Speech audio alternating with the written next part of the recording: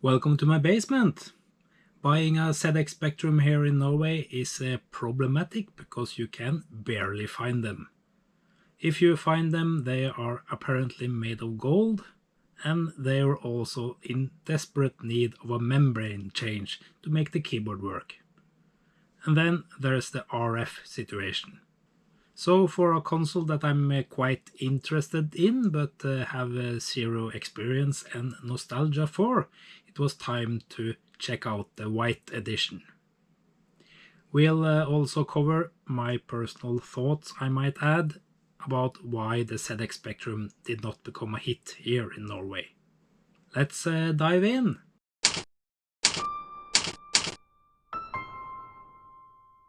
So we have a brand new console on the bench, and with brand new I mean basically brand new from Retro Games. This is the white edition. As you can see, it includes the joystick, apparently a issue of Crash magazine. Yeah, I think also it includes a USB stick. Let's first unbox this unit, and then I'll discuss why I did not see the ZX Spectrum growing up. Pretty nice package actually. So on the back we have some more information about the games that are included, and some are depicted as well. Head Over Heels, Match Day, Target Renegade. I played this one a lot on the C64. Never tried the ZX Spectrum, so that will be fun.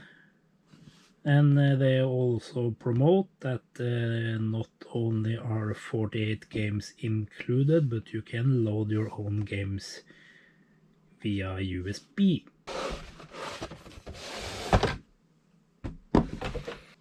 Really like the packaging. It's been well thought through actually. Yeah, the Spectrum is also really nice. I think it's full size, or pretty close to it at least.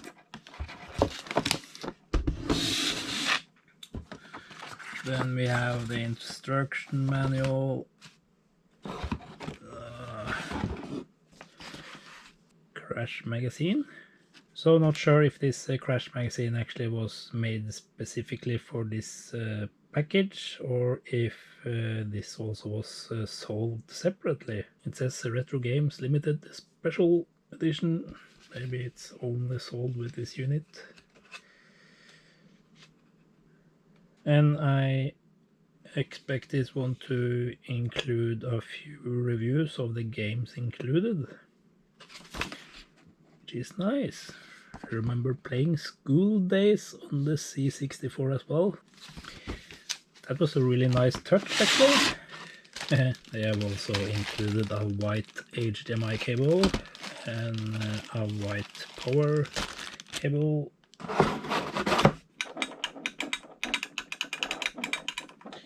It actually doesn't feel as stiff as a original Competition Pro joystick, and that is a good thing, because those joysticks wear out my hand really quickly. And also a USB stick included. This one is of course modeled after the micro drive. So if you don't know about the micro drive for the ZX Spectrum, that was a kind of a special thing. They actually invented a new cassette and cassette player called the micro drive. So the micro drive accepted these small tapes basically, which apparently could load games faster than from ordinary tape. The only thing I remember reading about that is that it was not very durable. So I was initially just going to hook it up and jump to that in this video, but lifting it out of the case, it's really heavy, and the reason for that is that this shell actually isn't plastic, it's metal. Maybe something they did for the white edition. I will hook this unit up, but this is supposed to emulate the ZX Spectrum 48K and 128K machines.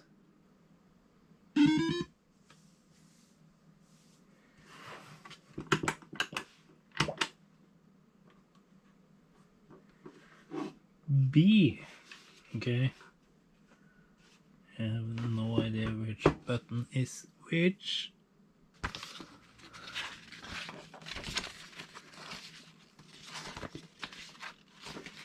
And of course they did not include a picture of the joystick in the introduction guide.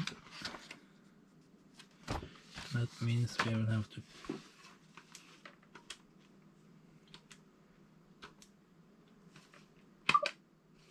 since we are in Europe, we will do 50 Hz. And again, I don't know what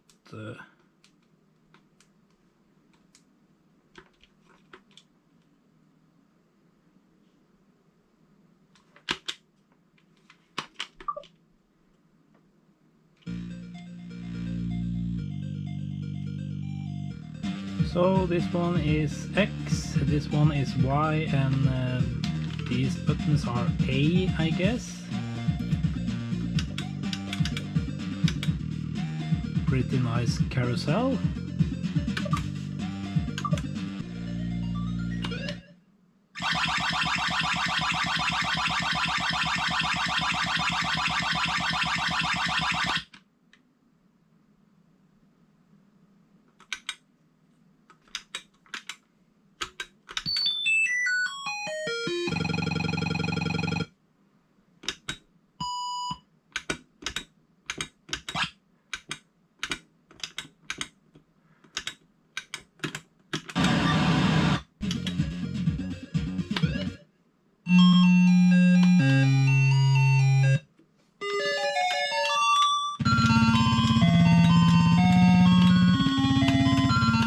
So there are a few things that made the initial experience at least a bit underwhelming.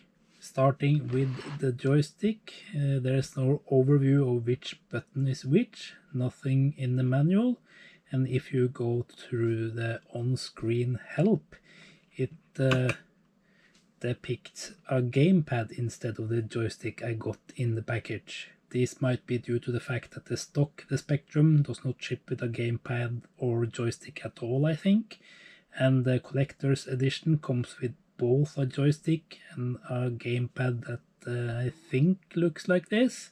This version in between though, the white edition, only has this joystick included.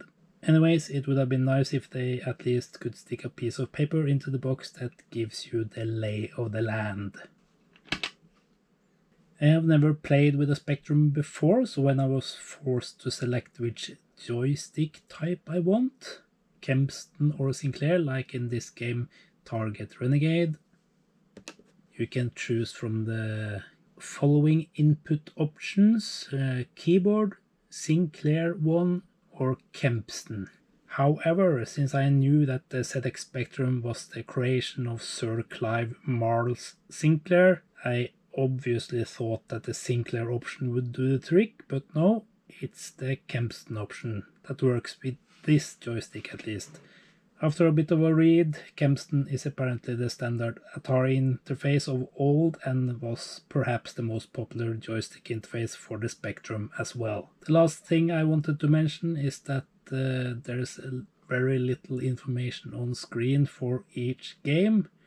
If you read the manual, you will see that there is a QR code that will bring you to the Retro Games website, where they actually have really good and detailed information about each game, but I would have liked if they just included it here instead. But once I figured out how to configure the joystick in the games and also stayed away from the classics I remember from the C64, I actually had a good time.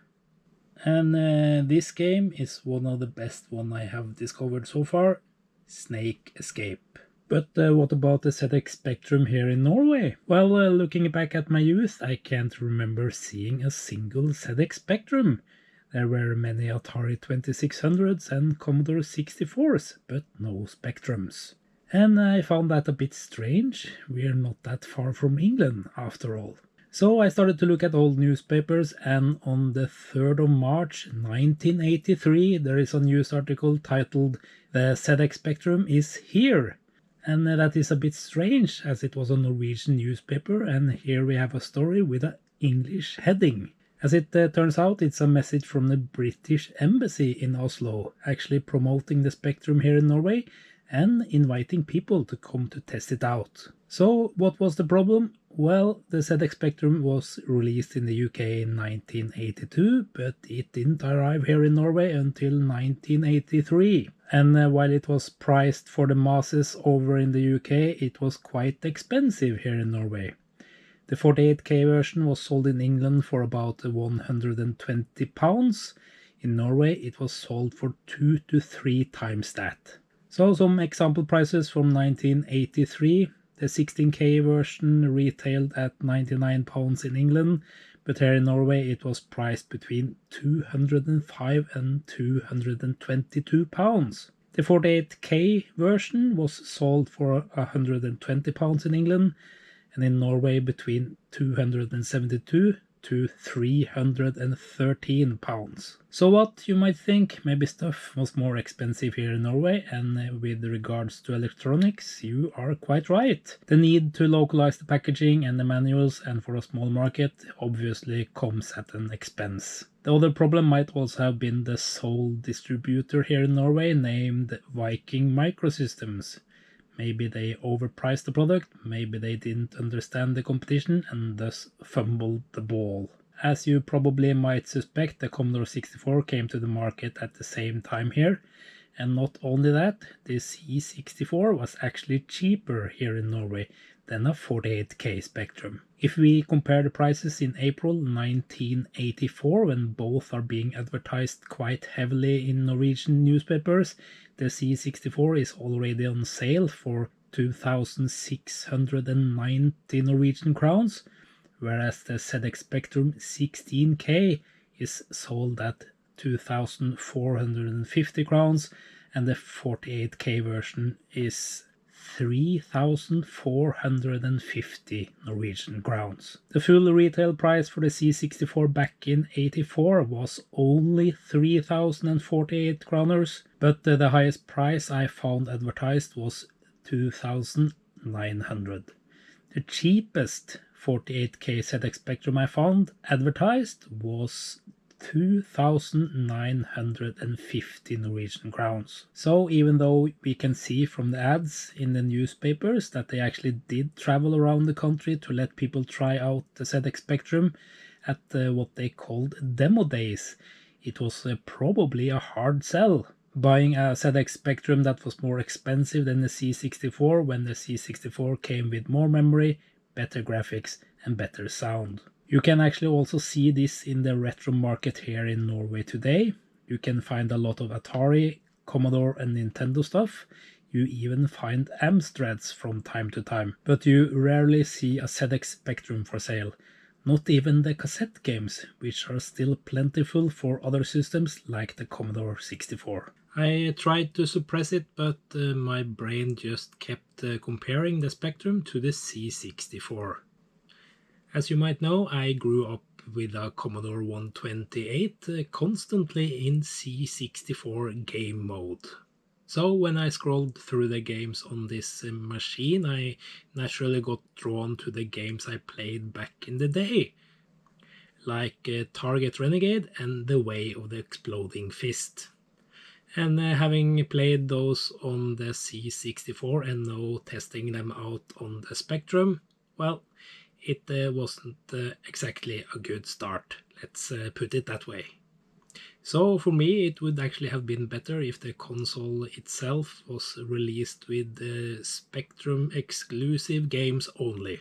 That way my brain probably wouldn't have done the compare in the first place.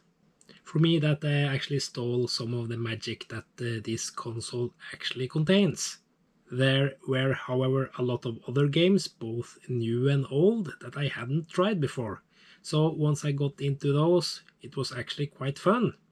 I especially would like to highlight the game Snake Escape from 2016, which is a really good puzzle game.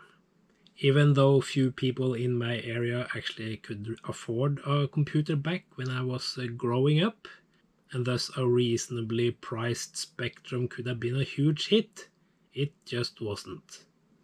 And as we saw, one of the reasons was probably that it was quite expensive here in Norway, even more expensive than the C64. Well, that's it for this time. If you like content like this, please feel free to like and subscribe, and I do hope to see you again next time.